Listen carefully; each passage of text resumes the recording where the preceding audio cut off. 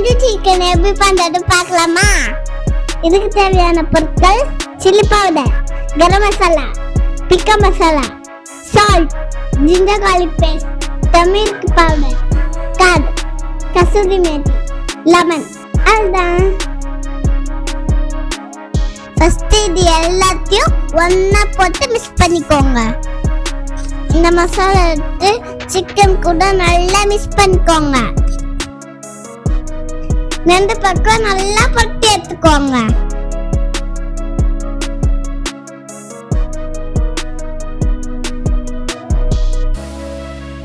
First stove on பண்ணிட்டு கொஞ்சமா oil ஊத்தி ஆயில் சூடானதும் சிக்கன் லெக் போட்டு ஒரு 10 நிமிஷத்துக்கு நல்லா வேக விடுங்க. அடுப்பு சிம்லயே வச்சுக்கோங்க. அப்பதான் சிக்கன் நல்லா வேகும். தந்தூரி ஸ்மெல் வரதுக்காக ஒரு கடி துண்டை எடுத்து கேஸ் ஸ்டவ்ல நல்லா சூடு பண்ணி ஒரு கிண்ணத்துல வச்சு சிக்கனுக்கு நடுவுல வச்சுக்கிறேன். அப்ப அதுக்கு மேல கொஞ்சமா ஆயில் ஊத்தி பகை வந்ததுக்கு அப்புறமா உடனே முடிக்கோங்க. அப்பதான் தந்தூரியோட ஸ்மெல் வரும்.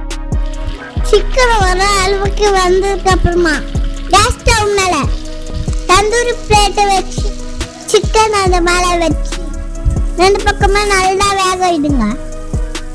அது வேகத்துக்குள்ள நம்ம மின் சட்னி ரெடி பண்ணிடலாமா?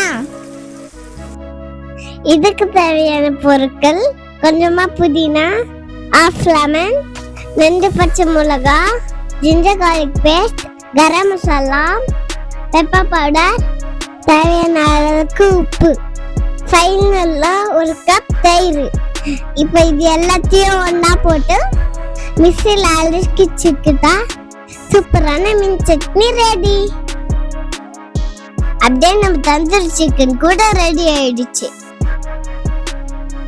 இப்ப அந்த சிக்கனை கொஞ்சமா பிச்சு அந்த மீன் சட்னில தொட்டு அப்படியே சாப்பிட்டீங்கன்னா சும்மா சூப்பரா இருக்கும். நீங்களும் வீட்டில் செஞ்சு பார்த்துட்டு என்கிட்ட மறக்காம சொல்லுங்க. வீடியோ பிடிச்சி இருந்துச்சுன்னா